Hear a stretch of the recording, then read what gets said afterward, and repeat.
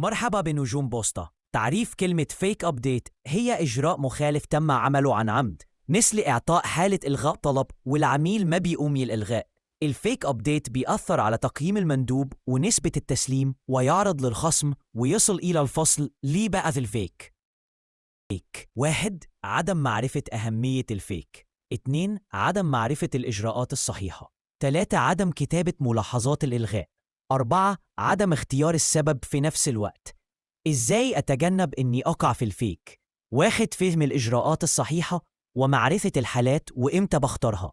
2. عمل الحالة في وقتها وعدم الانتظار إلى آخر اليوم.